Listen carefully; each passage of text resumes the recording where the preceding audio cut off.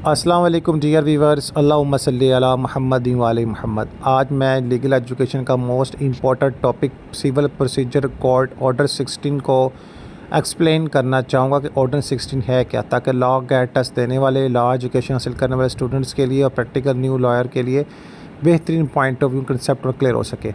Civil procedure code order 16 दरअसल गवाहों की तलबी, हाज़िरी और इम्तिहान की मुकम्मल वजाहत पर मुश्तमिल है। आर्टिकल 16 सिविल प्रोसीजर कोड अहम बाब है जो अदालत में गवाहों की तलबी, हाज़िरी और इम्तिहान के तरीक़ाकार को, यानी जो एग्ज़ामिनेशन किया जाता है, एग्ज़ामिनेशन, पूछगीछ वगैरह, रेगुलेट करता है। इसका मकसद मुकदमात के मुनसफ़ाना फ़ैसले के लिए ज़रूरी सबूत इकट्ठे करना है। झेल में इसकी तफसीलात उर्दू और अंग्रेज़ी में पेश की गई है ताकि ऐसे तमाम व्यूवर्स जो उर्दू को अच्छी तरह समझते हैं या अंग्रेज़ी के ज़रिए बात समझ सकते हैं, तो उनके लिए बोथ ऑफ द लैंग्वेज में डिटेल शेयर कर दी गई है ताकि इस वीडियो के ज़रिए आप लोग जो है अपना कंसेप्ट क्लियर कर सकें। इसमें पॉइंट नंबर 1 को डिस्कस किया जाएगा, गवाहों को समन जारी करना। रूल नंबर 1 से 5, अदालत का अख्तियार मुद्दई या मुद्दे आला दरख्वास्त दे सकता है कि गवाह को तलब किया जाए। समन की नौइयत, तहरीरी नोटिस में गवाही की तारीख़, वक्त और मकाम दर्ज हो ताकि जिसको समन भेजा जा रहा है मुकर्ररा वक्त पर पहुँचे और उस मुकाम पर पहुँचने के बाद अपना जो है स्टेटमेंट जो है वहाँ पर सबमिट करवा सके और अपने मामला को हतमी शक्ल दे सके। अगर गवाह दस्तावेज़ पेश करने वाला हो तो इनकी तफसील भी समन में शामिल होगी कि आखिरकार वो किस पॉइंट ऑफ व्यू पर सारे मामलात को पेश करने जा रहा है। बाकी इसमें तरसाइल के तरीके बात की जाए तो बैलफ के ज़रिए रजिस्टर्ड डाक कुरियर सर्विस को ज्वाइन करवाया जा सकता है ताकि ये बात यकीनी हो कि इसको समन जारी किया गया है। नेक्स्ट पॉइंट ऑफ व्यू में देखें, पॉइंट नंबर 2 में गवाहों की हाज़िरी, दस्तावेज़ की पेशकश। इसकी मज़ीद डिटेल रूल नंबर 6 और 10 में हम पढ़ेंगे। इंशाल्लाह मैं इन तमाम रूल्स को भी डिस्कस करूँगा। ये बर्ड व्यू आप देख लें, बाकी रूल्स डिटेल्स भी इंशाल्लाह आपके साथ शेयर की जाएगी। हाज़िरी का हुक्म, गवाह को अदालत में ज़ाती तौर पर हाज़िर होना ज़रूरी है। अब ये नहीं कि गवाह हाज़िर नहीं हो रहा, किसी और को भेज रहा है, नहीं, जो एविडेंस है उसी को ही सर मामला हकीकी शक्ल दी जाएगी। जो शुहाद है वो शुहाद ही सर मामला करेगा। दस्तावेज़ात की फराहमी, गवाह अपने साथ मतलूबा दस्तावेज़ लाए। अगर दस्तावेज़ काबिल मुंतकिल ना हो तो अदालत इनका मुआयना कर सकती है। अब बात आती है एक्सपेंसिव की। जो एक्सपेंसिव है वो उसका मामला, ख़र्चा, गवाह की आमदरफ्त और रिहाइश का ख़र्चा दरख्वास्त दहिंदगान अदा करेगा। जो एप्लीकेशन है, जो एप्लीकेट है, वो इस सारे मामले को क्लियर करेगा। पॉइंट नंबर 3 में डिस्कस करेंगे गवाहों की हाज़िरी पर मजबूर करने के तरीके। वैसे तो इनकी डिटेल रूल नंबर 11 to 17 है, बाकी बर्ड भी मैं डिस्कस कर देता हूँ, बाकी रूल्स भी शेयर किए जाएंगे।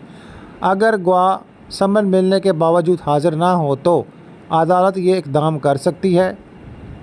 पॉइंट नंबर 1, वारंट जारी करना, गवाह को गिरफ़्तार करके अदालत में पेश किया जाए कि गवाह अदालत में पेश क्यों नहीं हो रहा। पॉइंट नंबर 2, जुर्माना आयद करना, गवाह को समन नज़रअंदाज करने पर माली सज़ा दी जा सकती है।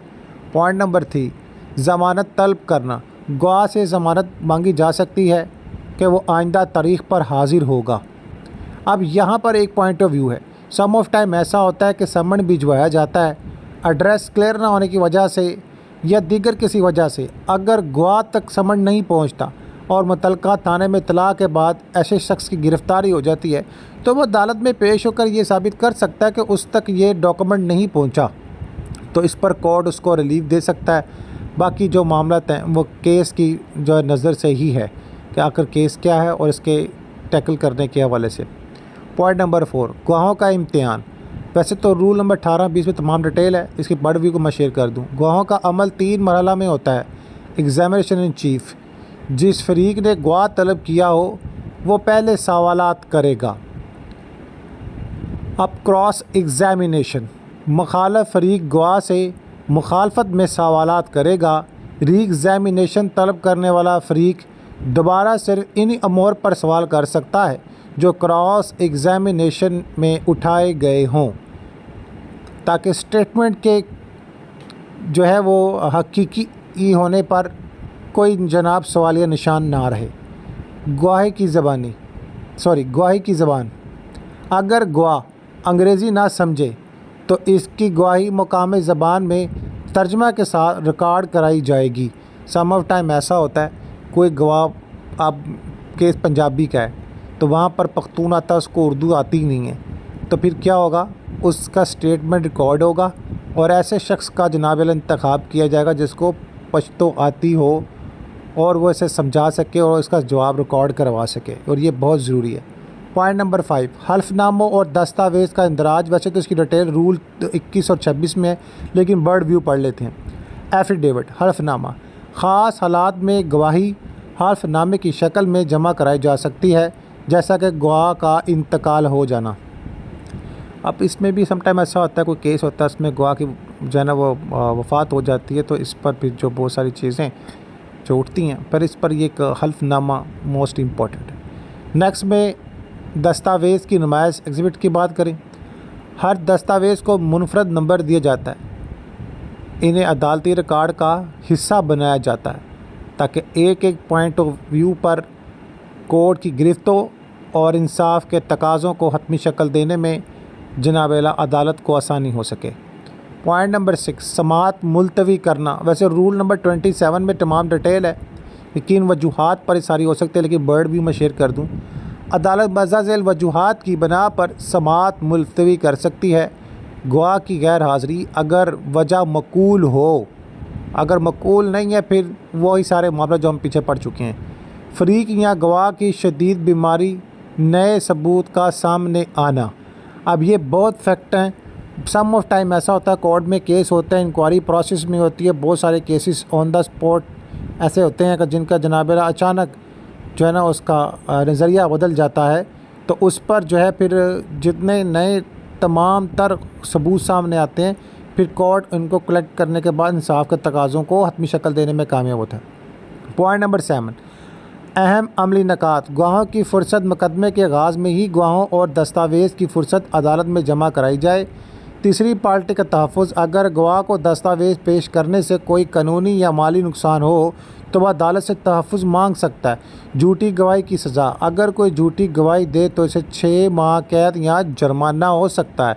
अब यहाँ पर एक पॉइंट ऑफ व्यू, किसी गवाह को ये ख़तरा है ना कि उसकी जान जा सकती है, समथिंग लाइक दैट, तो वो अदालत में अपने इस मामले के हवाले से डिमांड कर सकता है, तो अदालत इसके प्रोटेक्शन के हवाले से मामलात को हतमी शक्ल दे सकती है, और दीगर मामलात पर तहफ़्फ़ुज़ के हवाले से कोई सवाल है उस पर भी उसको तहफ़्फ़ुज़ ज़रूर मिल जाएगा।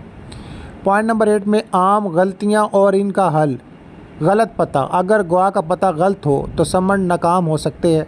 अदालत मुतबादल खिदमत के लिए अखबार में इश्तिहार देने का हुक्म दे सकती है। दस्तावेज़ की अदम दस्तयाबी, अगर दस्तावेज़ गुम हो चुके हों तो गवाह अदालत को तहरीरी इतला देगा। पॉइंट नंबर 9 और मोस्ट इम्पोर्टेंट फैक्ट है ये कि सम ऑफ टाइम ऐसा होता है। मिसाल के साथ तफहीम सूरत हाल, ज़ैद ने बकर के ख़िलाफ़ ज़मीन के कब्ज़े का दावा दायर किया। मरहला नंबर 1, ज़ैद ने गवाह पड़ोसी को तलब करने की दरख्वास्त दी। अब ये फैक्ट है, ठीक है, ये मैंने एग्जांपल के हवाले से आपको कहा। मरहला नंबर 2, गवाह ने समन मसूल होने के बावजूद हाज़िरी ना दी तो अदालत ने उसके ख़िलाफ़ वारंट जारी कर दिया, ठीक है, और इसको जुर्माना और दीगर पॉइंट ऑफ व्यू फिर सामने आते हैं। मरहला नंबर 3, गवाह की गवाही के दौरान बकर ने इसका क्रॉस एग्जामिनेशन किया। मरहला नंबर 4, गवाह की पेश करदा दस्तावेज़ को एग्ज़िबिट 1 के तौर पर निशानजद किया गया। पॉइंट नंबर 10 एंड लास्ट, अदालत के इख्तियारात। वैसे तो रूल नंबर 18 में सारी डिटेल मेंशन है, लेकिन कुछ पॉइंट ऑफ व्यू आपके साथ शेयर किया जाता है। गवाह को गैर मुतलका करार देकर खारिज करना, गवाह को नाअहल करार देना अगर वह ज़हनी तौर पर फिट ना हो, गवाह की तहदीद यानी लिमिटेशन के हवाले से देखना। अब ये रूल नंबर 18 के मुताबिक तमाम तफसीलात हैं। इंशाल्लाह इस तरह की मज़ीद डिटेल जो आपके प्रैक्टिकल फील्ड के हवाले से होगा इंशाल्लाह शेयर की जाएगी। सो चैनल को सब्सक्राइब, बेल आइकन को प्रेस लाजम करें। नमाज़ अल कुरान दूध पाक लाजम पढ़ें। अल्लाह ताला हम सब का हामी नासिर हो।